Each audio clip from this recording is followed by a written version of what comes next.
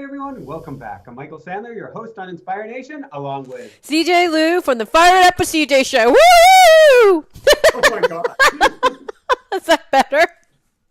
Yes, you have certainly raised your energy level. If you've ever wanted to use the law of attraction and manifest your dreams, then do we have the power of intention and maybe of woohoo show for you. Today we'll talk about setting your intentions, when to do it, why you should do it, how often to do it, and why now with the solar eclipse, and why now with the solar eclipse is the absolute best time to do it in the world. Plus we'll talk about 10 days till Duke, drumming in public, the magic of groups, a glimmer of what's to come, Franken women, slow steady growth, getting speedy, why being number 4 is the greatest gift in the world, and what kayaks and an eclipse have to do with one another. So welcome to the show, CJ. Are you ready to shine? I am ready to shine. Oh my God. There was one too many woohoos that you had me do in the beginning. Look what you've caused. So for everybody watching, this is something we learned from Jessica last year when we were doing group coaching. We would start all of our group coaching, and we'll have group coaching in like 3 weeks or a month. So if you want to partake in the woohoo in this, you'll get to do this. But she would have us draw up and do 10 woohoos. And there's something special. Well, you can attest to this. What happens when you do 10 woohoos in a row? The people in body language say that when you raise your hands up, that it actually lifts the energy for the audience as well as the speaker. And so it elevates your energy. And is your energy elevated? You tell me. See on audio. We may have to rope you down and take away the helium. You did too many woohoos. I was on when you have that edge between sleepiness and woohooness, and it's just like a fraction of an adjustment, and you can just be tipped to the other side. I'm at that punchy tired. Between being overtired and loopy. Yes, I am. I'm on that. I'm on that spectrum. You crossed over to the loopy side. Okay, so I want to talk about power intention today and manifesting things. Okay. You've got 10 days till Duke. How do you see it going? What visualization work have you done to make this go kind, gentle, easy, and good? Well, you know what? I'm taking this writing group, which I told you about a couple weeks ago, which is to help me get, I don't even know what it's for, frankly. I was just inspired to do it.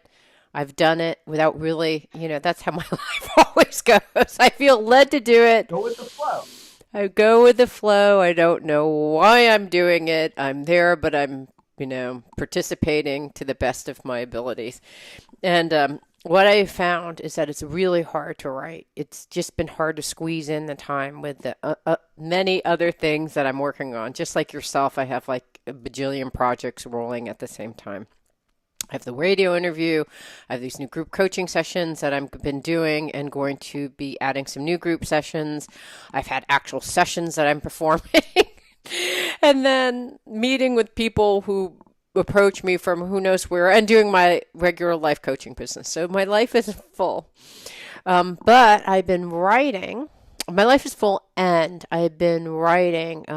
I was given a writing prompt to come up with my anticipatory phobias or fears associated with my son leaving.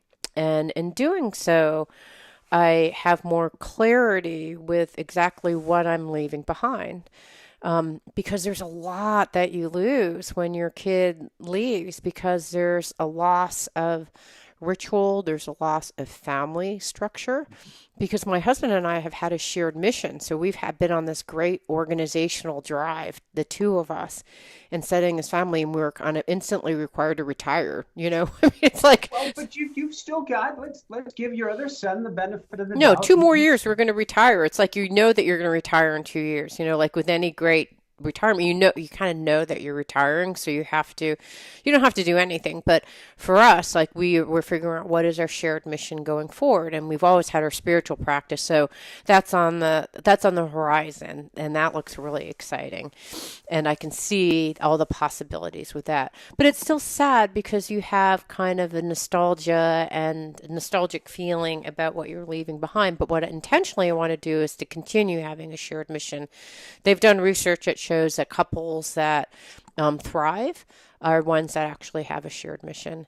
So I've found that to be true, and I want to continue doing that. So that's one intention that we have both set together. And then, yes, and then there's a loss of self, but like in that emptiness, there's a gaining of a new self. So I definitely feel like, some of my responsibilities, of which there are so many when you're a parent, you're a lifeguard, you're a protector, you're an administrator, you're a project manager. You have all these things that fill your day. And as some of those things get halved because my son is leaving, I'm able to open up to new things, which is why all these new things have emerged. And it's hard for me to write. So, yeah, and my intention for those new things is that they feel fun and meaningful and give me freedom. That's basically so fun, freedom, meaning, and a shared mission with my husband. Those are some of the things that, as I've been writing and I've been discovering what I'm leaving behind, I want to continue. And then there's some of the things that we talked about last week, like vacation. Kids force you to take a vacation. Kids force you to be a kid again. You end up riding tricycles and playing superheroes, and your creativity and imagination are just expanded because that's what they need. And therefore, you bring up those aspects of yourself. Now, the kids are gone. I can still continue doing that. I don't need them as a reason for that process to continue and grow and flourish. So in writing, I've been discovering all the different things that I feel I could potentially lose, but then making sure that I don't by being intentional about bringing those things in the forefront. So that's my work, has been writing and getting clear about what this recapitulation of things that I had that I don't want to lose, things that I gladly lose, like carpools and making lunches and then buying school shoes. Like, I'm gladly will lose all of that. But there's stuff that, keeping a tight sangha with our family, keeping a shared mission with my husband. Those are things that I want to continue. How about Awesome. you? And Like you're facing a different time in your life. That's what's so interesting. You're literally starting the journey as my journey is ending. yeah. So this fall we're going to be starting the journey of intentionality to raising a family, Hmm. and so daily right now, particularly coming up to the eclipse, and I'll tell you more about that in a minute. We had Hmm. we had on an amazing expert, Dr. Michael Lennox, talking about this Hmm. a couple days ago. And if you didn't catch that episode, for everybody and for CJ, you want to hear this. It's really important. Is it on YouTube already? I don't know if it's out on YouTube by the time this is aired, it absolutely will be. Okay. So it'll probably be out on YouTube. We're recording this 6 days in advance, and so it'll be out probably tomorrow, real Okay. world for you and I, CJ, tomorrow. So it'll be well out for people to hear. Okay, It's but Dr. tell Michael us, for Lennox. those who are just anxiously awaiting, tell us what the takeaways are, main takeaways about the eclipse. The takeaways are there are so many different astrological coincidences in quotes that are coming together to lead to like a time of super intentionality of this is the opportunity in our lifetime, bar none, to plant the seeds for what we want the rest of our lives to look like. He talks about how we all plant seeds. Farmer's Almanac, people have known this for centuries, if not millennia. You plant for the new moon. Well, a solar eclipse is by definition a new moon. Plus, plus, plus, plus, plus. It's a double new moon. There's something to do with Mercury. There's something to do with Leo. There's something to do with the nodes of the moon. All of these different things come together to make it like the super new moon of all super new moons. Mm. So if you want to plant seeds for the future of your life, now is the time to do it. And you don't have to be under the eclipse. You don't have to be in the totality, although that's cool. You just need to be on Earth, because all of Earth experiences the energies at this time of the eclipse. Mm-hmm. And it's beyond a once in a lifetime. It may be all of the things coming together, a once in all of humanity experience. So Wow. what he recommended is, and everybody has their own definition, and I want to hear yours on intentionality. He recommended what I call getting to the essence, which is not to try to put out the exact specifics of what you're wanting. You know, I want a Rolls Royce or a Ferrari or whatever it is with certain wheels and blah, blah, blah, but to get the essence of what you want and put that out to the universe. So you want still that childlike joy, that enthusiasm, that creativity. You want freedom, you want excitement, you want spiritual growth. Even the wants, it sounds weird, but why not? Put it out there. That's how we get it. Put out the essence of those things. I know what we want as far as reaching people, whether that's a show, whether that's YouTube, whatever, it's a TV program, whatever that looks like. I know how we want to help people. I know what I want for a future family, just like you know what you want for the future of your family. Get that all down now. And I'd suggest write it down every morning, just like you're doing. Every morning leading up to the eclipse, get it down. Now, this show will only be out for a few days until the eclipse, but it's this time period. So you don't have to hit the nail on the head and go, well, I heard this the day after, a week after the eclipse, it's too late. No, this is sowing seeds for the lifetime. So as soon as you hear this, get your intentions down on paper, write them down, get clear, put that emotional state behind it. Now, you and I are doing this a week and a half before the eclipse. Get it down each and every day. So that's like our number one thing right now, is how intentional can we plant the seeds for our future? And then the energy of the eclipse is going to just amplify them, I believe, from what I'm told, to the max. And it certainly could only do good. Wow, fascinating. Wow, that's super exciting. Okay, got it. So what are some of the ones that what are your intentions? Your generalized, not specific intentions, as I understand it. Freedom. I think freedom is my biggest one. So I want to help the world. And that is my like number one goal in life. I, had 2 near-death experiences. I'm still here. I'm still kicking. There has to be a reason for it. And I believe it's both to help people and experience life to the fullest. So I want to help people in every way I can. And I want to have the fun and freedom and enjoyment and creativity and ability to do that. So freedom is huge for me, because it's too easy for me to create something quote unquote awesome and then box myself into that. I mean, I did that when it was a 7-day-a-week show. We backed off to a 5-day-a-week show, and we'll tinker from there as well. But I want freedom first and foremost, because I want to be the daddy who doesn't miss a single thing of my kid's life. I want to be there for the first steps, for the first words, for the first signs, for the first tooth, for the first everything, rather than daddy is away. So how do I balance those two? I don't have a clue. I'll put them down there. I'll put it out there. I want over the top prosperity so that I can give away tons and tons of money to whatever I want to help people. I see it as a vehicle for change and growth on the planet. So I want to be very, very wealthy to help people. I want the freedom. I want the reach to be able to do that. I want the health to be able to do that, because we often go and say, I want money and I'll sacrifice my health now in order to get my wealth. And then, as the expression goes, we then give away all of our wealth to try to reclaim our health. So no, I want over the top health now and moving forward, for myself, for Jessica, for our kitty cats, for our future kids.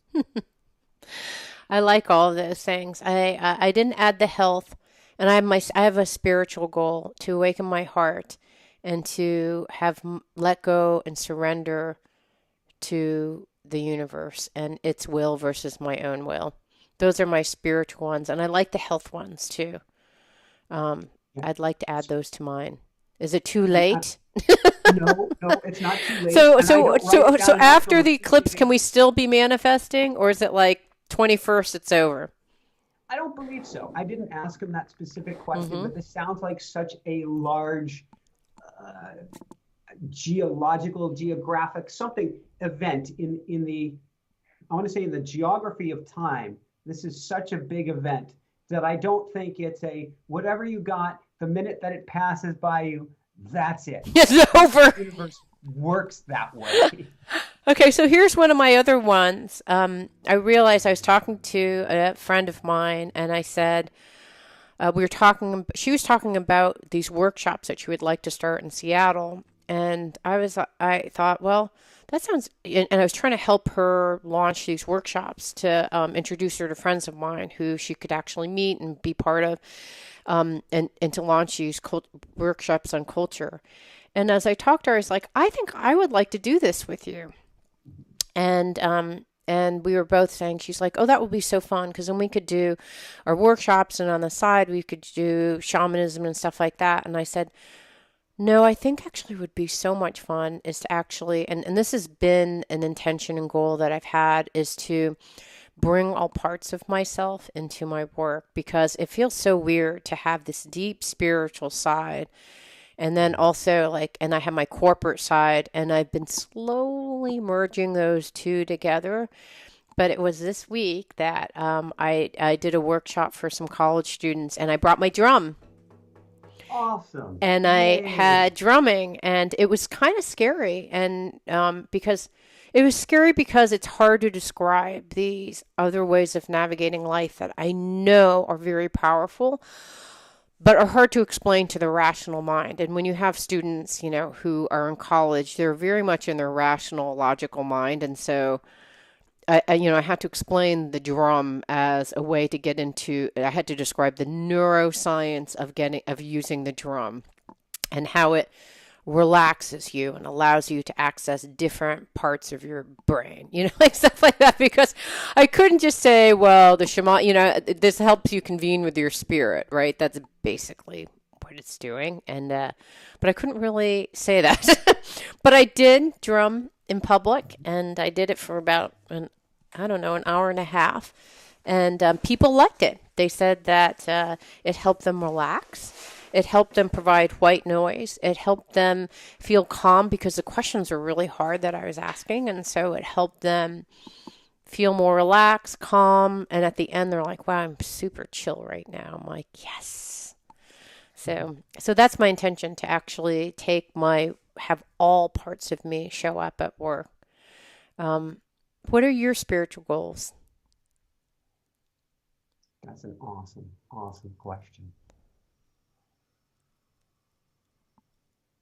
I think it's because you planted the seed unity, all of those pieces clipping along together. I Mm-hmm. just want to be guided on the spiritual side of things. There's so much I want to learn that I don't know, but even the word learning, and I do want to learn all these things, has some sort of head aspect to it. I guess I want to remerge with source. What is the best way to put it? One with source for me. That's how I would put it Yeah, for me. I want to be one with one with source. source, and I want to act from that place. Mm, Um, I believe I have a very, very big platform in this lifetime that we are just scratching the surface of where this is going to go. And I want this to be source led, source guided, source spoken every step of the way. I don't pretend to know what that looks like. I'm okay with that. But I know I don't miss that meditation and my automatic writing. I don't miss that for anything because I want to be guided each step of the way and stay in that flow. mm, mm. I like that. I like that. And what are your goals with your coaching and groups that you want to do? I can only speak short term. I can't say what it's going to look like long term because I don't pretend to know how it all fits in the long term. For instance, I believe we'll have New York Times bestsellers, and that's part Mm-hmm. of my intention. It feels like the natural part of the flow. Mm-hmm. If everybody listening to this bought one book, be like having #1 New York Times bestsellers Right. right there. And I want great books for people, not just to put Right. out anything. So I don't know what that balance of time looks like. Mm-hmm. But I do know that I will always coach, and that that is something special and sacred to my heart. Mm-hmm. There is a part of me that wants to coach people on the highest level, meaning world leaders in every aspect, so that they will help other people, those will help other people. I want to see what we can do, what Jessica and I can do, what the three of us can do, what we can do to make the biggest ripple on this planet. Mm-hmm. And I think it's really, and it was something that Michael Lennox talks about. Actually, it was something that uh, Anna Dea Judith was talking about yesterday, who is a chakra expert, who's talking about how we're going from third chakra as humanity to fourth chakra. Mm-hmm. So we're going from kind of solar plexus to heart. Mm-hmm. And the theme that's been coming up in my life and working with coaching clients has been that of the open-hearted warrior. Mm-hmm. And I believe I'm in a fairly, I don't know if unique's the right word. I have just the right alchemy to help share that with the world of how to be. I'm very open-hearted. You can see my emotions. I wear them on my sleeve. Thankfully, it's woohoo a lot, but it's not always. Right. But knowing I'm willing to share and drop my guard, and out of being vulnerable, I believe, comes my strength. Mm-hmm. And that's where I think all of humanity gets to go, is in our vulnerability. Mm-hmm. Mm-hmm. It's funny. When I was thinking about, you were talking about groups and and as you were talking about all of this, it just reminds me of flow. It's basically allowing, and you had said it earlier, the idea of flow. And, you always do group coaching, but what will flow forward when you merge with the divine is something that I'm realizing, because for myself too, like what happens, I think, when you are open to listening to the messages and doing channeling in the morning and just being very much a listener, what happens is just pure magic happens. Like people, like I don't, like you had said, I don't know what's going to happen. And I actually don't know what's going to happen either. Like for whatever reason, in the last couple years, people who are spiritual helpers, meaning I had a shamanic teacher who just finished a program and she had work that she needed to do herself in order to be on her way. And so I was teaching a shamanic teacher who spent like 4 or 5 years of her life learning this stuff. So it's kind of amazing that it's kind of a huge honor to actually have someone to coach like that and coach other millennials who are having these deep spiritual experiences and they're awakening and not knowing what to do. I just had one yesterday of someone who's awakening to something beautiful and is hitting a fear point, and we were talking about that. So it's interesting because something is happening to the world where people are moving more into their hearts, and I think as a result it's important to, and when they do that, it's kind of scary sometimes. I mean, it's beautiful and enriching. And then as you open up, Pete said, I feel like I'm opening up so quickly, which I've had that experience. Both you and I have had this sense of openness. And for me, at least, what happens is when I open too quickly, too fast, or the corresponding fear and my ego goes like it has like an equal and opposite reaction. And oh crap response. What? An oh crap response. Yeah, I have the oh crap response, and it's about, when we open up our hearts, how can we continue opening up and know that fear is going to come back in an equal and opposite reaction, but how can we maintain that openness despite all of that happening? And as people are moving from their third to their fourth chakra, I think that that's something that we're all going to have to face. People are listening to a show, they're opening up. They're listening to my show, they're opening up, right? And the minute they open up, the minute they have their aha moment, right, there's going to be a, no, that's silly. What are you doing? Your friends are going to like that. What? That's so stupid. How are you going to make money? Like all that stuff just kind of, and it's about how you can be cognizant, because some of those things are real, but at the same time not be shrunken. Does that make sense? That seems to me maybe some of what I think is happening, that I'm feeling is happening when I'm talking to other people. Basically what you and I and many others are here to do is how help people make it through this transition and to usher in this new time, because it can be really scary. We were told, you and I were taught, and even the millennials are taught to think with their head, not to lead with their heart. And Mm-hmm. when they open up, and millennials open up to an extreme because they're coming in different. They're Mm-hmm. coming in really, really different. It really is a holy crap. Right. This world is not at all what I thought it was. What do I do with it? Right. And that's happening. And that's where the majority of our clients are coming from. People saying, I want to live a different way now. Right. How in the world do I do this? Mm-hmm. Mm. Interesting. Yeah. So I think it's a lot of exciting things. Like as this new moon is coming and as a society, if we're actually also putting out intentions as a society, I hope that the person you interviewed was right. I hope that we are going to be moving more into our hearts because the current way is not working.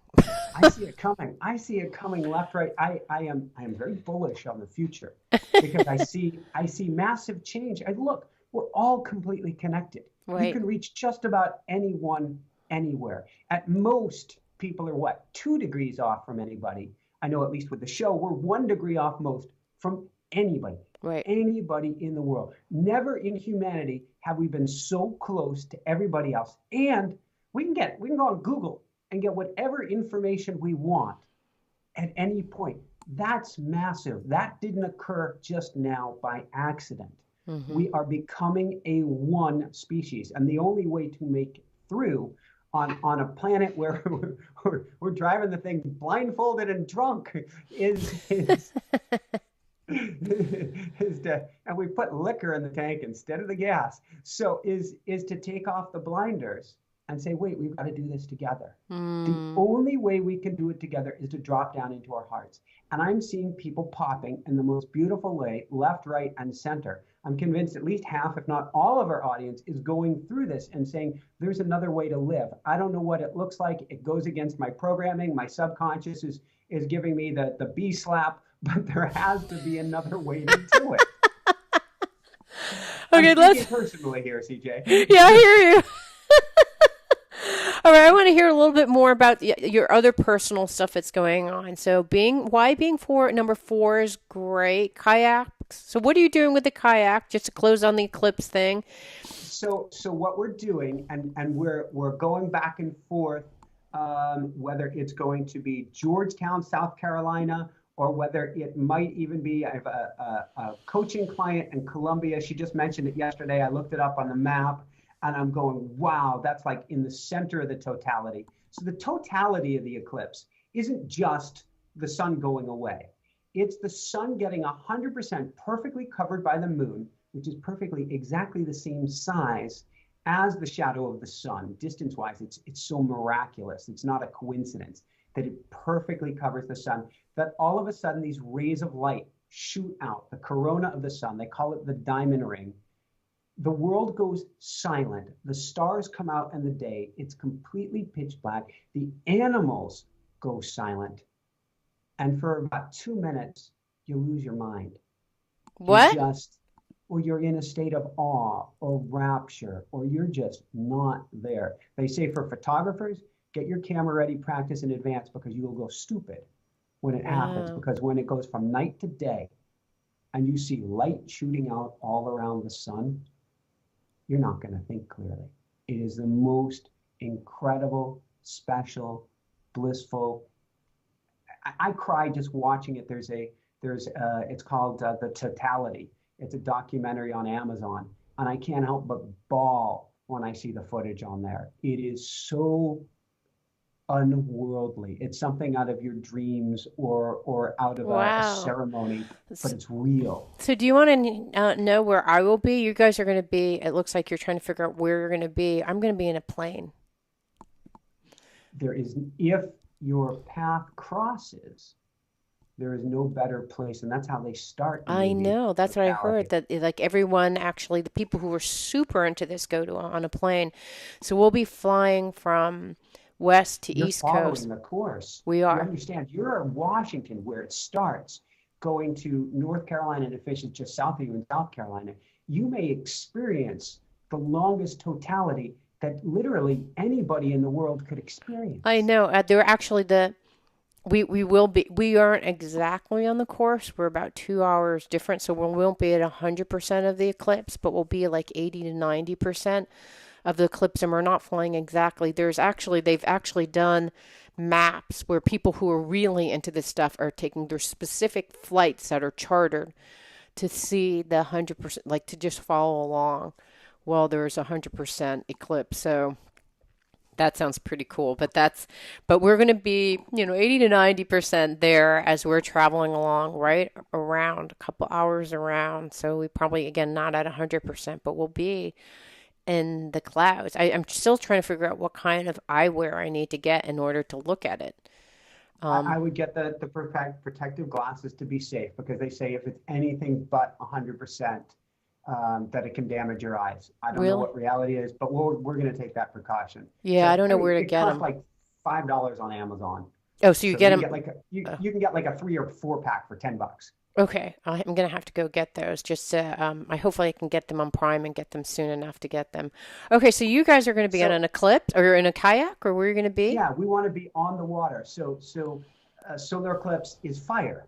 So and Mm, we want to balance that with water. And I don't want to be in all the hordes of the crowds. It's so crazy so far from what it sounds like, that, for instance, you can't find a hotel room 90 to 100 miles from Columbia, and probably from any other town that's in the 60-mile wide swath, all along the totality. And so I imagine it's going to be people everywhere. Who knows what the hype will turn out? But my guess is it will be people everywhere. So we want to put ourselves on the water, a little bit that will be quieter, nice. a little bit calmer. I am a photographer at heart, but I'm not going to worry about it. There are going to be so many great photos out there. Yeah, that's a good point. Just want to experience it, and Mm, experience the connection literally between heaven and earth and water, and just to be in the stillness of it. mm, that sounds So that's great. that's the goal. Now, it's a little bit unnerving. This has to do with intentionality. Is I've never been to either of these towns before. I don't get to visit in advance, Right. and it could be crazy those days. So you have your plans, you do the best you can. Of course, I was so happy to hear Dr. Michael Lennox talking about, even if you don't see it, the magic of intentionality can still take place, Mm-hmm. because some of us, unfortunately, may have clouds. Now, it may be that all the clouds burn off and the whole continental US is cloud free. And I wish that on the 21st. But if not, it's still special. It's still Yeah. sacred. And I Yeah. think that's so important for people to hear, for myself and my soul to hear as well. Yeah. That's super cool. All right. So what's about, there's other things on your list, like So the Frank and show is women for number four. oh, What? What's going on? you wrote Frank and Women. I didn't write Frank and Women. I did. Yes. Oh, I know what it is. I have no idea what this is. Oh, that was you. Okay, so what that is, I'll just explain it since it popped up and I thought it was you. It was me. It was me to remember that when we were talking about what's emerging, so as these things are leaving and departing and emptying, it's allowing other things to come in. And there's a kind of a glimmer of what's to come, and so I'm going to be doing facilitating a workshop for Frank. That's why he's on there, and I just met this woman, and Sometimes we coincidence. decided that we decided that based on conversations that you and I have had about women and mothers and women wanting to go back to work or mothers or millennials, like all those kind of conversations. I'm starting to develop workshops for those audiences, women, young women who are in the workforce and trying to navigate that, and women who have or empty nesters and considering going back to work. So those are the new things that are kind of opening up based on this radio show. Like you saying, like people have made those comments, people want that. And so like, okay, well, I'm going to offer it. Awesome. Yeah. Yeah. It's funny because I described that, I pray, I think I've told you this before, I'm praying like, universe, please give me guidance. And then I get the guidance from you going like, yeah, women like this. They need help. It's not the first time I've heard that. And finally, I'm like, okay, you just have to decide. Like, just either do it or don't do it, but, decide. So I've decided to do it, finally. Awesome. Yes. And that's like we've got our Inspire Nation Baby show coming up. And yeah. So we've talked about that, and Jessica's been chomping at the bit. She was talking about that back on Maui years ago of interviewing experts for conscious conception and conscious pregnancy. And she got the URL many years ago, mindfullypregnant.com. So that's smart. Yay. That. Yeah. Yay. Okay, so what's happening for your radio show now that I know that Franken Women is actually mine? The radio show, usually what I'm told is that shows go quiet over the summer. We discussed last summer that wasn't quite the case. Well, we hit Gazunga land again. And the show has had another brick go in the locomotive, and it's like taken off. Like we, at this point, there are more guest requests coming in than we can possibly handle. And top level, so amazing. That's been incredible. Yay. Pitches for all of these different things, left, right, and center. And I imagine just the right business proposal or something. I still see the TV show coming. I'm putting that out there to the universe. Me too. It doesn't come. New Moon, bring Michael a TV show. Thank you. And then I don't know if it's occurred before because I know the show has done really well, but I was just on iTunes this morning and I typed in the search bar self-help, and about all the shows worldwide, we're number 4. Oh, so yay! I thought that was pretty cool. That's super cool.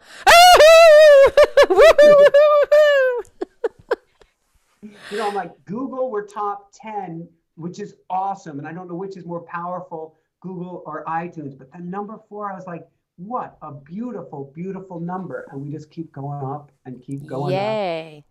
So it's been this slow and steady growth of focusing on doing what we're doing. It's not, Jessica's been not hounding me, but she's been pointing out to me lately, and we'll get to have a marketing guru. She's like, it's 20% product, it's 80% marketing.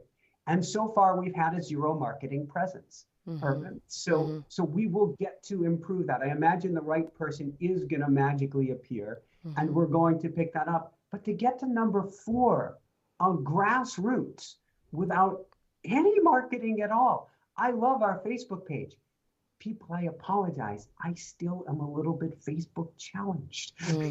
You're actually way better than I am, but yes, I get it. That even without marketing, it's just, I think it's because there's just such a strong, pure intention that, the universe is responding. The universe is giving you a high five. Yes, you are meant to do this platform. Keep on going, and we're going to have you discovered by a TV show because they'll find you as number 1 on the self-help show, self-help on iTunes. It'll just happen. It will happen. Thank you. Yeah. If one thing has come through this experience, and I actually gave her a name this morning, it was just funny to call her Sue. There's this wiring in me that I still haven't fully gotten wiring in you? Did you wiring? Say? Okay. So wiring, subconscious. We all have our subconscious challenges. Okay. So I guess I'm kind of dovetailing. The beginning part of it is, even despite my wiring, I have the most incredible confidence that this is going someplace immensely crazy special that I'm not even in control of. And I can kick back and just do what I do. And it's going there. I don't have to worry about it. I don't have to sweat it. Just like our coaching docket has completely filled and continues to completely fill now. I don't have to worry about these things. It just magically happens. And so we will continue to grow. So it's been really special. With that said, my subconscious, like everybody else's, pulls out the rubber hose and gets busy on us now and again. And is that Sue? Is that Sue? that apparently, I'm coming up with a term, either sue or sup. I haven't decided yet. I was just thinking about this morning. I was taught, I probably mentioned on the show before, I was gifted with wiring. My mom taught me growing up that you never mention the positive. That Okay. if you mention the positive, you'll be smoted by God. It is the worst thing that you can do. Oh, wow. So if I was to say, I'm going to do great on that test today. No, my God, Michael, no, don't say that. Oh, wow. She's like the So anti-manifester. she was taught that if you do that, something bad happens. Oh, So I wow. love my mom so much, but she loves the Patriots and the Red Sox. She's lives just north of Boston, and during any game for Patriots Red Sox, like it was the playoffs this year, she's hiding in the bedroom because she knows if she watches the game, then she's going to ruin it for her team and they're going to lose. I love you so much, Mom. But that was Is her name the Sue? manifesting skill. No, no, no. We're getting there. That was the manifesting skills that I got. Was Wow. that if you say anything positive, something bad's going to happen. It was Wow. way beyond the knock on wood. And so when things are going well, my subconscious starts to get real nervous, a knock need. And that's been the work I've gotten to do on. And I've done tremendous amount of work, which allows me to help coaching clients. And I still get to do more work. My subconscious still wants to come out to play with what's called the screw up, SU. And I don't know whether to call it SU or call it sup, like the sup, the screwed up come out to play, or call it Sue for SU has come out to play when things are going great. Cracking up here. So like this morning, everything is going great. And yet there's something in me that says, did you screw everything up again? And I go, what in the world? Where does that come from? And so I feel like calling it, saying Sue has come out to play, or has come out to play, something to label it, to say, I am not my thoughts. I am Right. not that wiring. Right. And it's very hard when that happens, though, because it's so primal. It's so wired in. It's like so in the beginning of the show, I was writing this document and I was in a different headspace, a little bit in a melancholy headspace. And you're like, CJ, do 10 woohoos.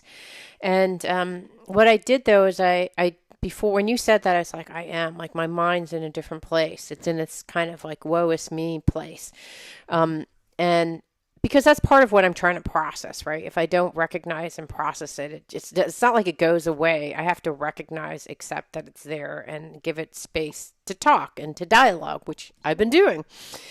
And when you said that, I was like, oh, I need to be back in my heart. So when you said to like that, I kind of, and you were working on some stuff, I was just breathing in.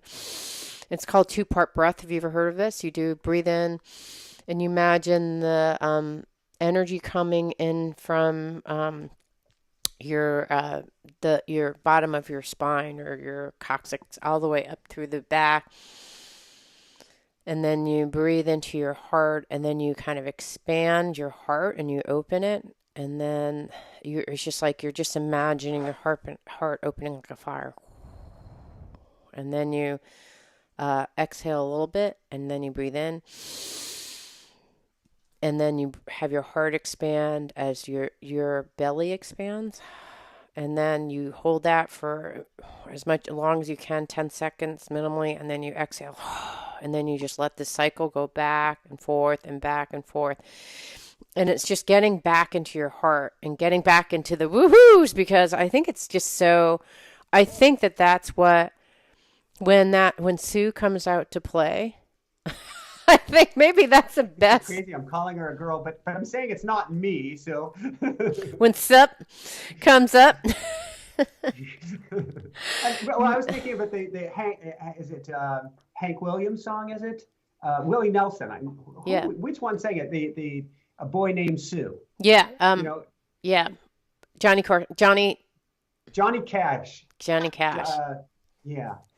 Yeah. So maybe, yeah, when a boy named Sue shows up, you can just snap, because here's the thing, the wisdom that I've heard from people who are more adept than I am at doing this is that the minute it comes up, you don't analyze it, you don't think about it, you don't go into it, you just...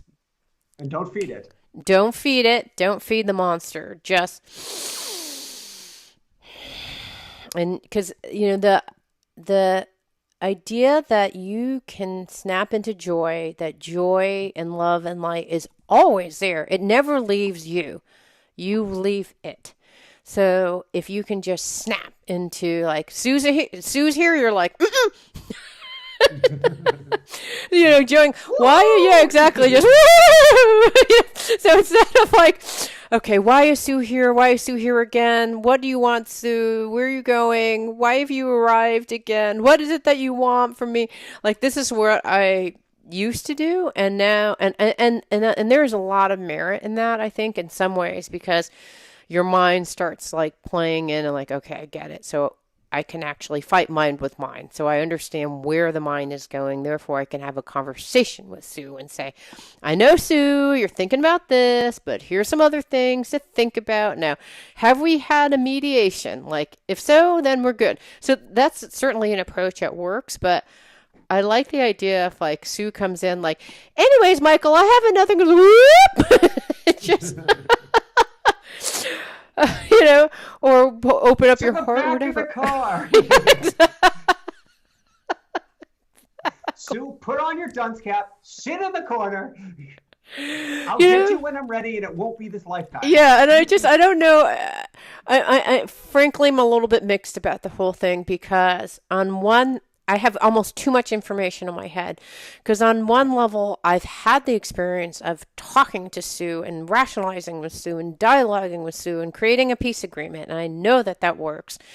I also know that, you were able, and we were both able to snap ourselves out of, you were like playing around with your technology, and I was like, in writing mode, and we were both able to snap out of it, right? So that also works.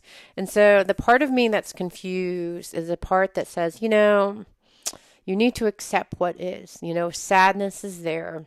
It's there, right? And so not to fast forward past it, not to smack a smiley face on it, but to go, oh, sadness has arrived. Okay. I feel it. I'm aware of it. Woohoo! Like maybe that's my compromise position, is recognize, appreciate, accept, and then at the same time know that you can choose joy and freedom. At any moment, you are a choice. Absolutely. There's the Native American story, and we've heard so many authors put it in their books, but it's still worth repeating. The little boy who's told by the grandfather that you have a wolf on each shoulder. You have like a good wolf and a grumpy, upset, scared wolf, and they're doing battle. Now, I'm not big into battle, but as an open-hearted warrior, okay, I'll roll with this. And the little boy says to the grandfather, to the elder, which wolf wins? And he says, whichever you feed. Yeah. So you acknowledge, I have two wolves here. Great, perfect, I get it. Don't stuff one wolf down. You don't have to do that. It will come back up with a vengeance. Recognize it, acknowledge it, but don't feed it. Right. So do you say, oh, look, hungry wolf is there. Bad wolf or evil wolf is there, or dunce cap or sup, it's like, you're here. Wow. Hi. Interesting that you're here. God, guess I'm upset. One step further, and I'll say, I wonder why she's shown up today. What was it that triggered this? I like to know what the trigger is, because I think that gives me a glimpse, more of an understanding into the workings going on. If my knees start getting wobbly and I'm like, I feel like I screwed something up. What did I do? What did I do? I don't need to know what I did. What I need to know is where did that come from? What planted that seed this morning that's making me feel that way? Because that'll help me work on it in the future. And then let's drop it cold. What I don't want to do, for instance, in my head, I'm really good at working through things. As strange as that sounds. As soon as I bring it out of me, I give it way too much of a life.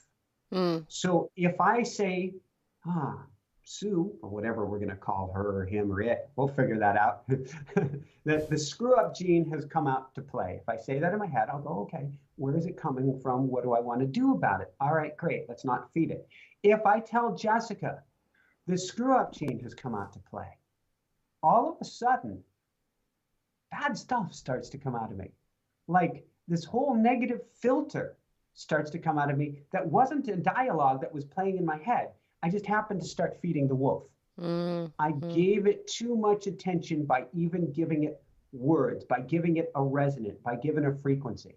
Instead, I think if I label it as a screw ups come out to play, drop it.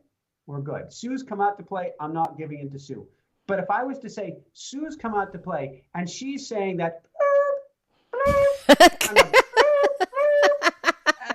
and I'll be like, what the? I'm not the only neurotic out there, CJ. Okay, I'll tell you my equivalent this morning. I woke up and I went to Starbucks for coffee. I woke up at 5:30 today. Why, I have no idea, but I was just a little bit amped up because Jida's leaving in 10 days. So I wake up and I go get coffee, and it's like the first time I've ever ordered coffee in my life. Like, I don't know this. They're asking me the size. They're asking, like, I can barely talk, and I was like, "What the heck is happening to me?" And all this is happening before I have to be on a coaching call. Like 2 seconds after, I'm going to be coaching someone and trying to manifest their greatness, and I can't even order coffee. I can't pay for the coffee. I can't order the coffee. And I was like, what the hell's happening to me? So I'm sitting in the Starbucks line like, what the hell is happening to me? I'm about to need to go into talking to a client, and I can't even perform basic things. I can't even, words don't even come out of my mouth properly. So I think, what the hell's happening to me? What's going on? And I thought, nope, I'm fucked up right now. I'm effed up right now. And I thought, no, don't go there. Just don't go there. Just don't go there. So I'm like, you're fine. You're fine. Sit down and focus on the coaching call. So I sit down and I focus, and it's like a little rough start. Like, I feel like I'm kind of like on a bumpy road. I'm like talking, and I'm like trying to, like I'm trying to talk to her, and I'm still a little bit discombobulated. I'm like, I can't even listen that carefully. And I was like, okay, just calm down. Just, it will come. So I'm calming myself down. I'm finally getting to the point that I can write things down, and it just comes. I turn it off. I don't feed it. I know that it's there. I don't feed it until the very end of the session. I was like, oh, I know. It's because I was writing beforehand, and I didn't take the closure of the writing process. So I was really much in my head processing, and so I didn't do the close of that and then start anew. But I guess it's very similar. I actually had to diagnose, and I didn't do it during the session because I can't, because the client has paid me to do this work.